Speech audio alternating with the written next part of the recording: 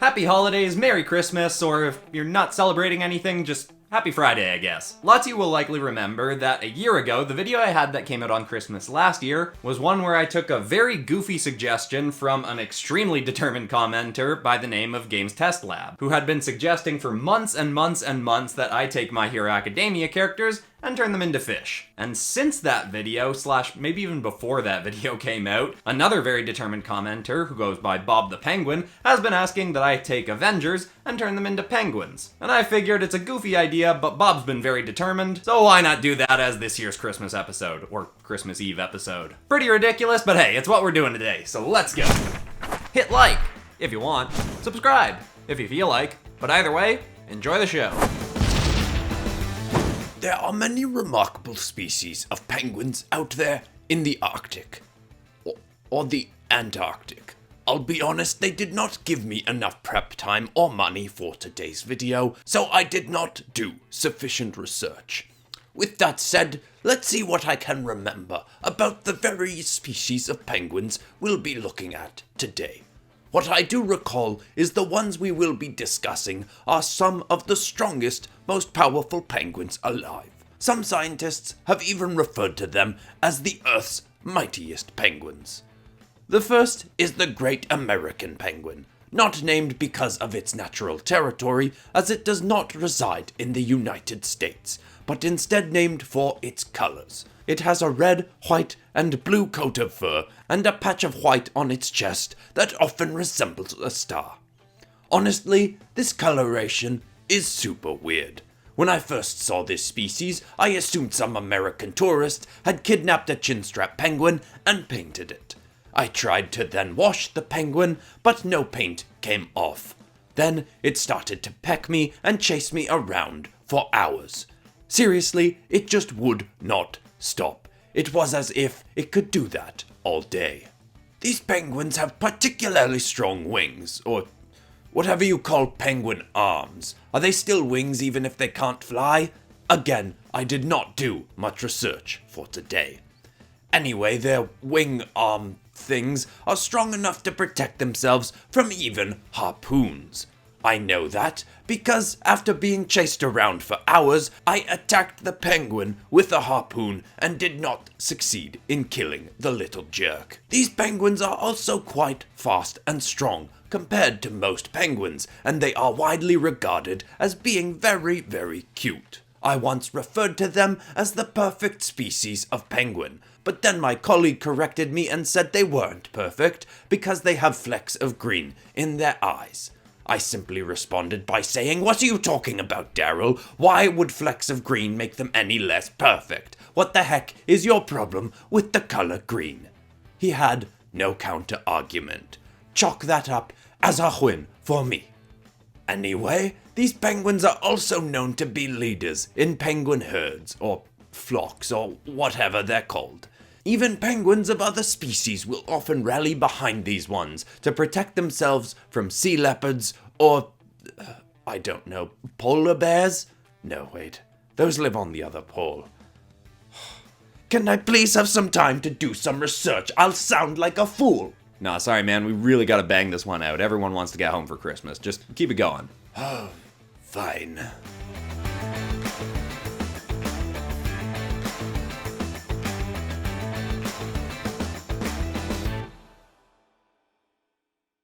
The next species we'll be looking at is known as the black penguin. It's not a clever name, but what do you want from me? I didn't name the stupid things. My co-worker Daryl did, and he is just the worst. This species, fantastically, is even faster and stronger than the Great American Penguin. It is distinct for its black coat of fur, obviously from its name, and for a set of teeth it has along the crest of its chest. Seriously, the thing just has a bunch of teeth growing from its chest. I mean, how weird is that? It's not just me, right? Imagine if you had teeth growing from your chest. There is no point to it. It's not helpful. I don't know why evolution would allow that to happen. It's just dumb. But on the subject of teeth, can we talk for a moment about how gross penguin teeth are? Seriously, Google that nonsense. It's creepy and gross. They've got weird little demon mouths, and these penguins are no exception. They've got a bunch of gross, sharp teeth that are as strong as that of a panther. And the only reason I know that is because I have been bitten by both a panther and by one of these penguins, and it felt pretty much the same. Oddly though, when I punched the stupid penguin after it bit me, there was an odd purple ripple along its fur, and it did not seem to be harmed. I tried again and again, punching the penguin over and over again, and it didn't seem to do very much. After a few more punches of the creepy little bird, it pecked me with such force that I flew 30 feet through the air and slammed into my coworker Daryl, who luckily broke my fall. He also blamed me for his hospital bills, but I was like, bro, blame the penguin, not me. These penguins are also largely nocturnal, making them very hard to spot, as, they're mostly all black, so they hide in the dark pretty well. I mean, in Antarctica, it's like night for 5 months in a row or something, so basically this means they just vanish for half of the year. Even when they are out though, they rarely stray far from their packs, as they're very reclusive as a species, keeping to their own and staying away from other species of penguins except in dire circumstances when, they need to do a team up or something.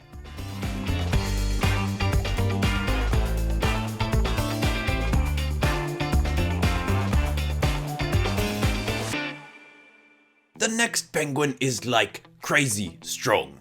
However strong you think a penguin could be, multiply that by like 50. These things look like they hit the gym for 6 hours a day. But that's only when they get agitated, which to be honest was most of the time when Daryl and I were around them. I'm not sure why, but they really didn't like us. Daryl thinks it's because they saw me punching and throwing harpoons at the other penguins, but that's purely speculation on his part. And frankly, if he says something, I assume the opposite is true. Anyway, when these penguins are not angry, they are very, very small and look almost malnourished. They are also not green when they are small. Wait, had I not mentioned that yet? I guess not. But yeah, when they get angry and grow all crazy jacked looking, they also become green. I suppose I buried the lead there somewhat, but a penguin being jacked is also pretty interesting too. These penguins do not travel in packs, but instead all tend to be loners, living off on their own in isolated regions and avoiding other species. When they are around other penguins in their smaller forms, they seem fairly comfortable. But they are easily enraged, and when that happens, they'll often attack whatever species is around them, regardless of whether that creature provoked an attack. There was a brief period of time when we followed one of these penguins from a distance and saw it attempting its mating call towards a penguin of another species, the widow penguin, which, again, I did not name. Blame Daryl for its stupid moniker.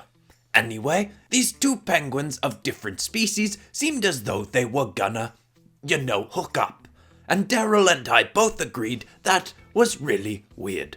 Nobody wanted to see that romance blossom, and we didn't understand why they were pursuing it. Luckily, they eventually walked away from each other, and it never happened. That widow penguin fell off a cliff like a week later, so the penguin we were observing really dodged a bullet there. I don't know what else to say about this green one. I don't have a name for it or anything. Daryl called it a pulk, but I think he was having a laugh.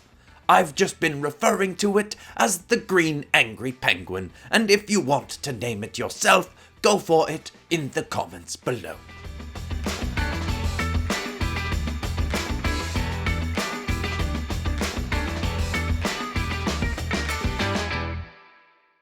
Finally for today, we have the Marvel Anic penguin. This one can literally fly. And I don't mean fly like a normal bird, like flapping its wings. This thing has those dumb, short little penguin arms, but can just fly like Superman or something by hovering off the ground. I'm sure you'd like a scientific explanation for that, and trust me, I would too. But I don't have time to do research for how this was actually possible. It also has these crazy glowing energy bolts that it can shoot from its flippers. Wait, is that what penguin arms are called? Flippers? Sure, let's go with that for the remainder of the video, which is basically over anyway, but whatever. Anyway, Daryl thinks this penguin is an alien, but do also recall that Daryl is a moron. He also said he thought since these penguins are so powerful that they should really smile more. And I said, bro, what are you talking about? It's a penguin. I don't even know if it can smile. I don't think their beaks bend into that shape.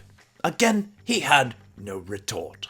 With that said, these penguins can literally fly all the way into the upper atmosphere and easily travel to other parts of the world. While they normally reside in colder climates, they can also be found in places where other penguins often reside. I want to say South Africa, even Madagascar is coming to mind for some reason, but I don't know if that's correct at all. These penguins also have knees, and while that may not sound remarkable, I'm pretty sure most penguins do not have knees. You know, that's why they waddle around in that funny way. These penguins also have a blue and red coat, like the great American penguin, but these ones also have streaks of yellow, including a mohawk of yellow feathers on their head. A few members of this species do not have the mohawk, and instead have a more consistent coat of yellow feathers on their head, but I think those ones are lame, so I choose to ignore them. Now that's all the time I have for today because these fools only booked the studio space for an hour. I have been David Attenborough, and I thank you for coming along with me to learn about the Earth's mightiest penguins.